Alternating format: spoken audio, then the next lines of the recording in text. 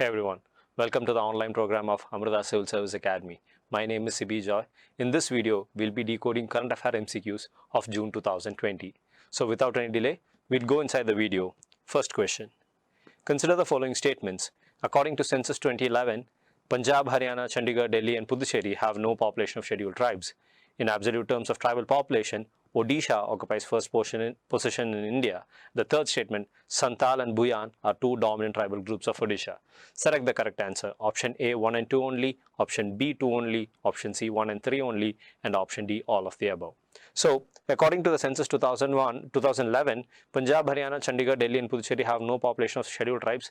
Yes, that is a fact. This has been consistently repeated over the years, over the past few years with regards to the population data. So, the first statement is absolutely right. At the same time, the second statement, Odisha occupies first position in India in absolute terms of tribal population, is not right. It occupies the third position. Rather, it is Madhya Pradesh which occupies the first position. But Odisha does have the most diverse tribal population, and the Santal and Bhuyan are the two dominant tribal groups in Odisha. So keeping that into account, we can say the first statement is right, the second statement is wrong. So keeping that, we can say that if you remove the second statement, you are left with option C, 1 and 3, which is the correct answer.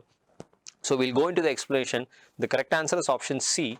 And according to Census 2011, the number of scheduled tribes in India are 10 crore 42 lakh 81,034. It is 8.6 of the total population of India. The first statement is correct because in an ascending order, the states having minimum ratio of scheduled tribes is Uttar Pradesh with 0.6%, Tamil Nadu with 1.1, Bihar with 1.3, Kerala with 1.5, Uttarakhand with 2.9, whereas Punjab, Haryana, Chandigarh, Delhi and Puducherry have no population of scheduled tribes. The second statement is not correct because according to the 2011 census, Odisha's tribal population constitutes 9.17 of the country's tribal population, and it is 22.85% of the state's total population. With 62 tribal communities, Odisha has the most diverse tribes, but in terms of tribal population, it occupies the third position. Madhya Pradesh has the largest population of scheduled tribes, followed by Maharashtra. Third statement is correct because out of India's total 75 PVTG, particularly vulnerable tribal groups, 13 reside in Odisha, and Santal and Bhuyan are the two dominant tribal groups living in Keonjhar, Mayurbhanj and Sundargarh district of Odisha. We'll go for the second question. Consider the following statements about the State of India's Environment 2020 report. First statement, it is published annually by the United Nations Environment Programme. Second statement, it highlighted that internal displacements in India is highest in the world. Which of the above mentioned statements are correct? 1 only, 2 only, both 1 and 2, neither 1 nor 2, or none of the above. So this is one of the very difficult questions to tackle because that's just two statements and it talks about a specific report which is known as the State of India's Environment 2020 report. So unless one has an idea of who has published this report or who's involved in this report, it's going to be a difficult question to tackle. But please understand, it does not come under the United Nations Environment Programme. It comes under a different organization. So keeping that into account, you can remove the first statement, and it highlighted that internal displacements in India is highest in the world. Yes, that is quite possible because considering the amount of area and the population that India has, it is quite possible that India could have the largest displacement in the world. So the possibility of this answer being either B, 2 only, or option C, both 1 and 2 is large. So we can make a qualitative elimination of option A and option D. So keeping that in mind, I would go for option B, which is 2 only. We'll go for the explanation. The answer is option B. Statement 1 is not correct because the State of India's Environment 2020 report was released by Center for Science and Environment, or CSE, a research and advocacy organization. CSE also publishes the environment magazine Down to Earth. Statement 2 is correct because it highlighted with more than 50 lakh internal displacements in India in 2019. It is the highest in the world, and India had 1 in 5 of all internal displacements caused by disasters across the world in 2019, mainly floods, cyclones and drought. So this is something, a factual question, so you'll have to learn about it. Just remember, the State of India's Environment 2020 report is released by the Center for Science and Environment. Just keep that in mind.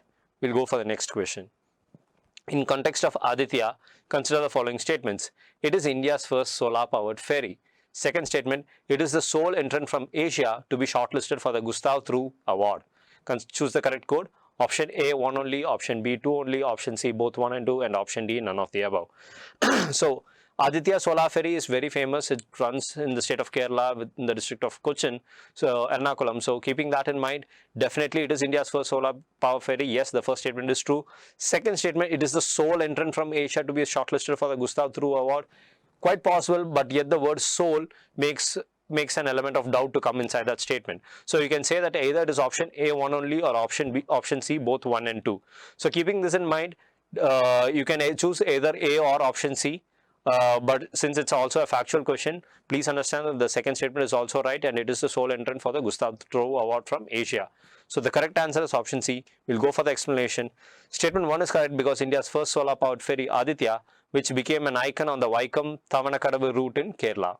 Statement 2 is correct because it has been shortlisted for the Gustav Thru Award. It is the sole entrant from Asia. The per kilometer energy cost of Aditya is low, and the ferry normally operates 22 trips per day, covering a total of 66 kilometers, carrying 75 passengers per trip. Just needs 180 rupees per day in energy cost compared to nearly 8,000 for a diesel run ferry of similar size. So keep this in mind. Gustav Thru Award, Aditya ferry, where it runs. And we can go for the next question. Recently, scientists at the International Advanced Research Center for Powder Metallurgy and New Materials, known as ARCI, which is an autonomous R&D center of Department of Science and Technology, has developed a rare earth-based magnetocaloric material that can be effectively used for A. Building quantum computers, B. Cleaning oil spills, C. Cancer treatment, and D. Disinfecting eatables. So it's an ABCD type of question, very difficult to tackle because there is no option of finding a logic, because all of them seem very related to what the question is. All the options are related to the question statement. So it's going to be a bit difficult to make a qualitative judgment and identify the correct answer. At the same time, if you can make a leap of logic and you can connect it with something, I'd be most happy. The correct answer is actually option C, cancer treatment. There's not much logic you can employ in this unless you are very aware about what has been happening over the past 1 week. So my suggestion in such questions, if you can make a leap of logic, go for it. Otherwise, be thorough about making an assumption on that. We'll go for the explanation. The answer is C. Scientists at the International Advanced Research Center for Powder Metallurgy and New Materials, ARCI, an autonomous R&D center of DST, has developed a rare earth-based magnetocaloric material that can be effectively used for cancer treatment. This material has been developed by ARCI, is being tested at Sri Chitra Tirunal Institute for Medical Sciences and Technology, and advances in magnetic materials led to the development of magnetic hyperthermia to try to address the issue of side effects of cancer treatment like chemotherapy. So in magnetic hyperthermia, magnetic nanoparticles are subjected to alternating magnetic fields of few gauge which produce heat due to magnetic relaxation losses. Usually, the temperature required to kill the tumor cells is between 40 and 45 degrees Celsius. But there is a drawback in magnetic hyperthermia is because there is a lack of control over the temperature being released, and it can damage the healthy cells in the body and also have side effects like increased blood pressure. So this is considered to be an alternative to chemotherapy, but this treatment also has side effects like increased blood pressure, or it can also damage healthy cells in the surrounding areas too. So we'll go for the next question. Consider the following statements about the Bharat Bond Exchange Traded Funds. It is constructed by the National Stock Exchange. It will provide access to retail investors to invest in bonds with smaller amount. Third statement, ETF trading is done only once a day.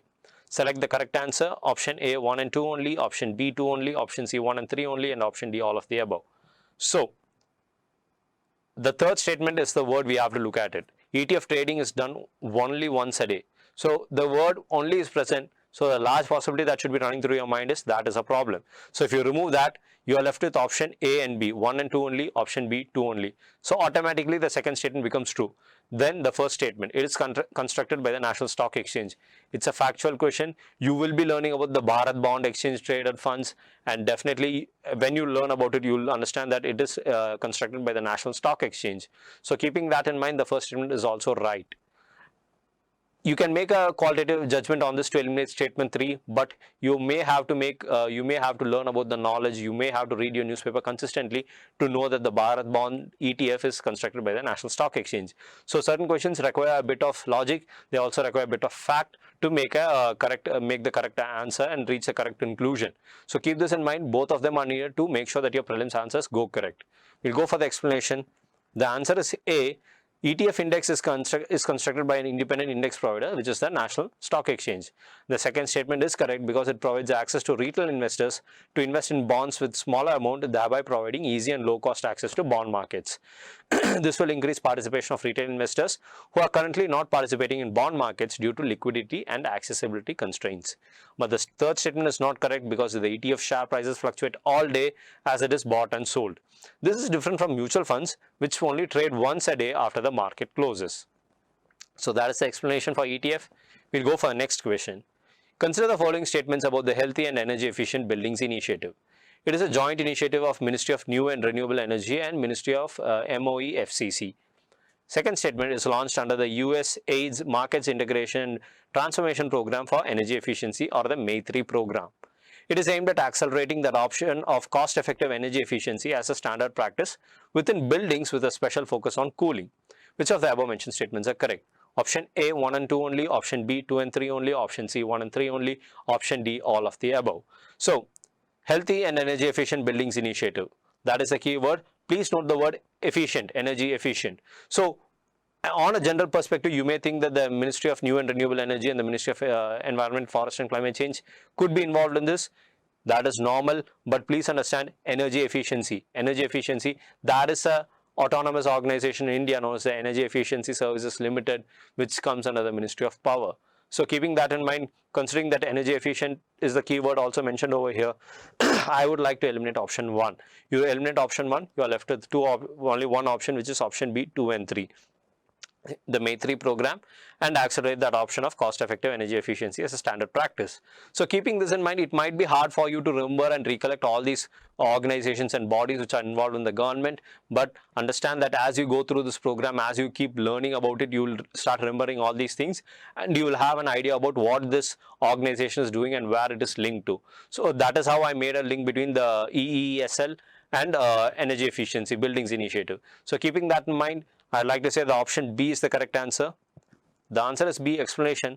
Statement 1 is not correct because the Energy Efficiency Services Limited, in partnership with the USAID MAITRE program, launched the Healthy and Energy Efficient Buildings Initiative that will pioneer ways to make workplaces healthier and greener. The second and third statements are correct because the MAITRE program, under which this initiative has been launched, is aimed at accelerating the adoption of cost-effective energy efficiency as a standard practice within buildings and specially focused on cooling. And EESL has taken the leadership by being the first to implement this framework in its own offices. So this initiative is addressing the challenges of retrofitting existing buildings and air conditioning systems so that they are not only healthy but also energy efficient. So this is the explanation for this system. Go for the next question. In context of Airborne Rescue Pod for Isolated Transportation, or ARPIT, consider the following statements. It is indigenously designed and developed by the Indian Air Force. It will be utilized for evacuation of critical patients with infectious diseases, including COVID-19, from high altitude area, isolated and remote places. Choose the correct code. Option A, 1 only. Option B, 2 only. Option C, both 1 and 2. And option D, none of the above. So ARPIT, it's indigenously designed and developed by the Indian Air Force. It will be utilized for evacuation of critical patients from high altitude area, especially with regards to infectious diseases like COVID. So, considering the current scenario, the possibility that Air Force has been conducting rescue operations in high altitude areas, both of the statements seem really correct. So, in a general statement, I would like to go for option C, both 1 and 2. If possible, if you have read through the last week's paper, you definitely know that ARPIT is an indigenous technique developed by, designed and developed by the Indian Air Force, and they have been using it to rescue patients from high altitude areas, especially those who are affected with infectious diseases like COVID-19. So both the statements are correct. Go for the explanation. The Indian Air Force has designed and developed an inductor and airborne rescue pod for isolated transportation, or ARPIT. The second statement is also correct. This pod will be utilized for evacuation of critical patients with infectious diseases, including COVID-19, from high altitude area, isolated and remote places. So both the statements are correct. The answer is C. It's a self-explanatory question. We'll go for the next question. In context of the Nagar Van scheme, consider the following statements. It aims to develop 200 urban forests across the country in the next 5 years. It is financed by the World Bank through the Green Climate Fund. It will focus on people's participation and collaboration between the Forest Department, municipal bodies, NGOs, corporates and local citizens. Choose the correct code. 1 and 2 only, 2 only, C 1 and 3, and D all of the above.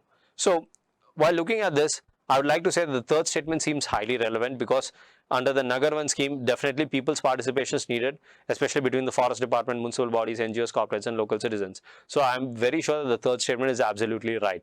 So looking at that, I can say it's either option C or option D. So looking at both of them, I can say that option 1 also becomes correct. It aims to develop 200 urban forests across the country in the next 5 years. So now the doubt is on the second statement. It is financed by the World Bank through the Green Climate Fund.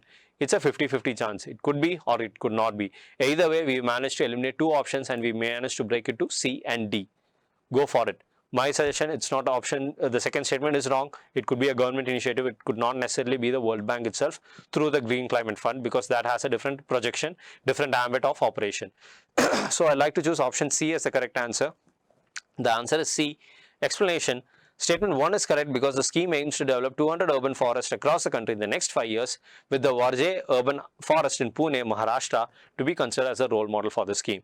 The second statement is not correct because the scheme will be financed by the CAMPA, the Compensatory Afforestation Fund Act of 2016, and under the CAMPA funds, this scheme will be financed. And the third statement is correct because the scheme will focus on people's participation and collaboration between the forest department, the municipal bodies, the NGOs, corporates, and the local citizens. So that is for that question. It's rather self-explanatory. Just notice that it is not funded by the World Bank, but rather under the funds of CAMPA. We'll go for the next question. Recently, the Bimal Julka Expert Committee has submitted its report in matter related with which of the following? A. Rationalization of film media units and review of autonomous bodies. B. Boosting electronic and mobile manufacturing. C. Payments infrastructure development. And D. Issues related to age of motherhood, lowering maternal mortality rate and improvement of nutritional levels. So again, it's a ABC type of question, really difficult to tackle because there is no relation between the committee name and what is being mentioned. So unless one has a clear-cut idea of which committee is related to which objective, it's going to be really hard to make a relation between them and find the answer. So in such kind of question, if you can make a leap of logic and go for it, go for it. Otherwise, plan, prepare, keep a list of whatever committees have been come up and what are they being associated with. So in this case, the Bimal Julka Expert Committee is linked with option A, rationalization of film media units and review of autonomous bodies. We'll go for the explanation. The answer is A. And this committee, the Bimal Julka Expert Committee on Rationalization of Film Media Units and Review of Autonomous Bodies, submitted its report to the Ministry of Information and Broadcasting, and it has found that overlapping activities are being undertaken by multiple institutes. So it suggested an umbrella configuration with 4 broad verticals under which the institutes should work. So what are these verticals? Production, festival, heritage and knowledge. And they recommended that these verticals should be headed by professionals. It also recommended a creation of film promotion fund for independent filmmakers. So the film promotion fund is meant for independent filmmakers for making commercial films. So this is the explanation given. Please note down the certain points that I've mentioned, and that should keep that in mind, because certain cases this question can come as a two statement or a 3 statement question, and you will be able to handle them. Please read the explanation. Please try to understand the explanation and imbibe it. We'll go for the next question. Consider the following statements about the Krishna River. It is the largest river in peninsular India. It runs only from Maharashtra and Andhra Pradesh before it empties into the Bay of Bengal. Its tributaries are Tungabhadra, Malprabha, Koyna, Bhima and Ghataprabha. Pattisima lift irrigation project will connect it with Godavari River. So select the correct answer. Option A 1 and 4 only, option B 2 and 3 only, option C 3 and 4 only, option D all of the above. So first statement, it is the largest river in peninsular India. That is the Godavari. As you learn about Indian physical geography, you learn about the major rivers of India. Definitely the Krishna is not the largest river in peninsular India. You can easily eliminate the first statement. You eliminate the first statement, you are left with 2 options, option B 2 and 3, option C 3 and 4. So automatically the third statement also becomes right. Then the question is on option B 2, whether the second statement 2 is right, or the fourth statement Pattisima lift irrigation project, where that is right. Now if you look at the second statement, one keyword is present. It runs only from Maharashtra and Andhra Pradesh before it empties into the Bay of Bengal. So the keyword only seems highly irrelevant, and it brings a high amount of irregularity into it.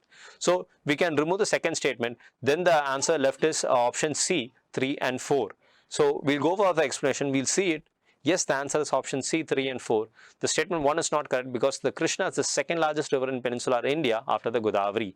The second statement is not correct because it runs across the 4 states, Maharashtra, Karnataka and the rest of its 1,300-kilometer journey in Telangana and Andhra Pradesh before emptying into the Bay of Bengal. The third statement is correct because the Tungabhadra, Malprabha, Koina, Bhima, Ghataprabha, Yerla, Varna, Dindi, Musi and Dudhganga are its tributaries. The fourth statement is correct because the Pattisima lift irrigation project is the first river linking project in India connecting the Godavari river with the Krishna river through the Polavaram right canal. It will divert surplus Godavari water to the Krishna river. So keeping this in mind, understand Krishna, where it's the second largest river, Godavari is the largest, it runs across 4 states, it is linked with the Pattisima lift irrigation project between Godavari and Krishna. So keeping this in mind, we'll go for the next question. Consider the following statements about the Legislative Council. The Parliament can create an LC by a simple majority, but its abolition requires special majority. Presently, only 10 Indian states have Legislative Council, and the LC of a state shall not have more than 1/3 of the total strength of the state assembly and not less than 40 members. Select which of the above mentioned statements are correct. Option A, 1 and 2 only, option B, 2 and 3 only, option C, 3 only, and option D, all of the above. The first statement, the Parliament can create a Legislative Council by a simple majority, but its abolition requires special majority. That is absolutely wrong. When you learn about Indian polity, you will be learning about legislative councils, especially state legislative councils, and you will understand that it does not require a special majority. So keeping that in mind, you can say that first statement is wrong. You remove that, you are left with option B and C. You managed to make a 50-50 elimination. So option B, which is 2 and 3, and option C, 3 only. Automatically, the third statement becomes absolutely right. The doubt is on the second statement. Presently, only 10 Indian states have Legislative Council. So it's very easy to learn about the states which have Legislative Council. Definitely, it's not 10 in number. So keeping that in mind, we can say that the second statement is wrong. So the correct answer is option C, 3 only. We'll go for the explanation. Answer is C. The Parliament can abolish a Legislative Council or create it by a simple majority. That is a majority of the members of each house present and voting. If the legislative but they can do it only if the Legislative Assembly of the concerned state by a special majority passes a resolution to the effect. So the Parliament, while it has the power to create it, they entertain that request only if the concerned state Legislative Assembly passes a resolution with a special majority. The second statement is not correct because instead of 10 states, it's rather 6 states. So how do you remember the 6 states? 4 of them come inside the peninsular part of India, which is Andhra Pradesh, Karnataka, Telangana and Maharashtra. These are the 4 states which come under the peninsular part of India, and the rest of the 2 states are Uttar Pradesh and Bihar. Jammu and Kashmir used to have a legislative council, but it was abolished under the J&K Reorganization Bill of 2019, which reduced the state of J&K to a union territory of Jammu and Kashmir and the union territory of Ladakh. So the third statement is correct because under Article 171 of the Constitution, the Legislative Council of a state shall not have more than 1/3 of the total strength of the State Assembly and not less than 40 members. So that is there for the explanation. We'll go for the next question.